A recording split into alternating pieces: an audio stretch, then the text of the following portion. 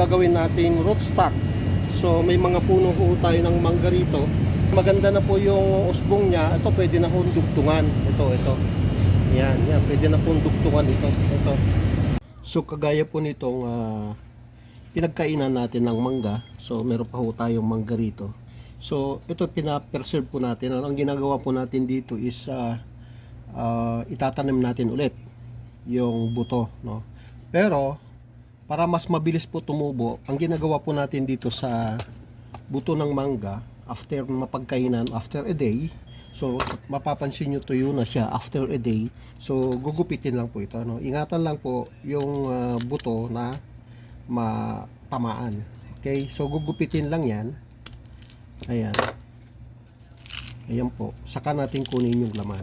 Okay, pagkatapos po nating makuha itong laman nito, no, ay itatanim po natin kaagad, kasi kung hindi po natin itanim kaagad, made-dehydrate po ito, matutuyo.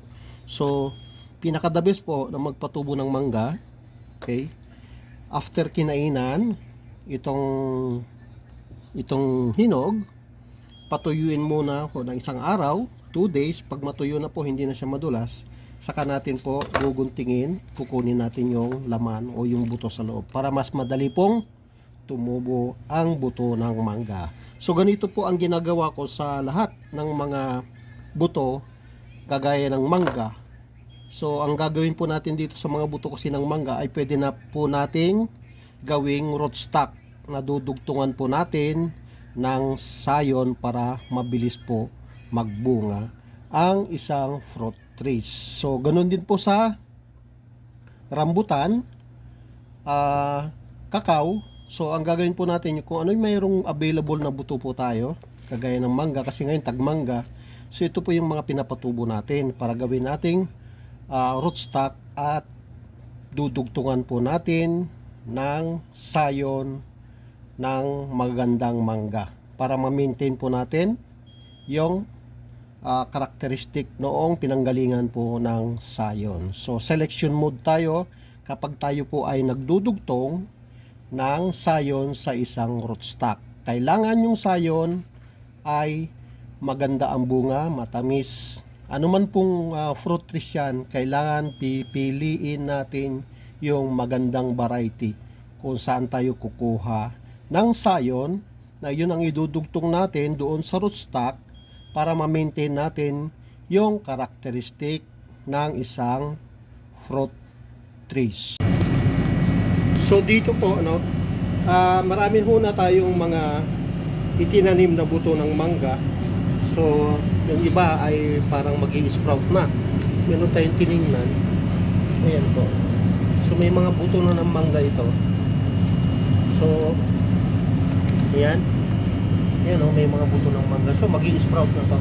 So ito po, meron tayong isang namatay na hindi maganda yung tubo na tawag nito, hindi magandang tubo na na rambutan. So ang gagawin po natin ay tatanim na lang po natin ito, yung buto ng mangga na tinanggal natin kanina. So simple lang po ang pagtatanim niyan. Ayan po. So ganun lang. Yan.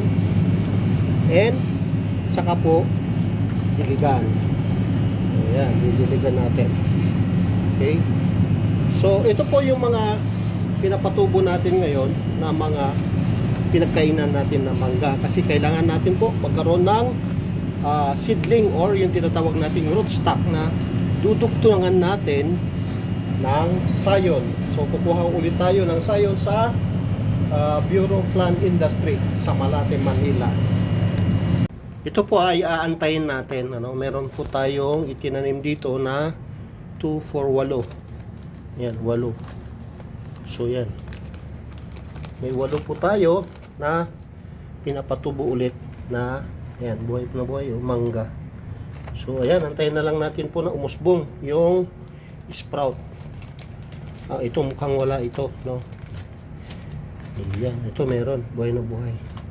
So yan po yung mga pinagkainan natin ng puno ng mangga. Kaya ginagawa po natin ay nilalagay natin sa seedling bag para po tumubo. So dito po itong itinanim natin, ito na po 'yon, no. So meron tayong napatubo na dalawa. So ang ginawa po natin kanina is tinanggal natin yung dalawang sprout para ang patutubuin lang po natin ay isa. Para lang po pagdating ng gagawin na natin siyang rootstock, isa lang yung dudugtungan natin. Kasi kung tatlo po, yan, tatlo po yung uusbong dyan. So, ginawa po natin, isa lang po yung palalakihin natin na sprout. So, ito na po yung dalawa na napatubo natin doon sa pinagkainan natin ng mangga. Dito sa area po natin na isa rito, so may mga tinatawag na natin tayong seedling o yung gagawin nating rootstock. So may mga puno po tayo ng mangga rito na 3 piraso. Ayan. So ang gagawin po natin yan ay pag maganda na po yung usbong niya, ito pwede na pong dugtungan. Ito. Ayan, pwede na pong dugtungan ito. Ayan. So kung mayroon sayon na magandang mangga, pwede na po natin ito dudugtungan o dugtungan dito sa part na ito. So ganyan po ang ginagawa natin para magkaroon po tayo ng rootstock. Rootstock ang tawag natin dito kasi dudugtungan po natin yan. So lahat po ng mga pinagkainan natin ng mangga, kakao, rambutan or langka ay gagawin natin, papatutubuin po na natin dito sa seedling bag. At kapag po pwede na siyang dugtungan, maghahanap po tayo ng sayon na magandang variety saka nating idudugtong, kagaya ng mangga, yung manggang kalabaw or yung sa Sambales or yung sa Nueva Ecija na mga variety ng mangga, or pwede rin yung gimaras.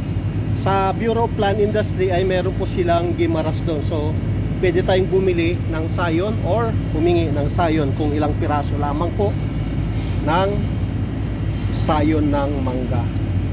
And meron din pala tayong kakao.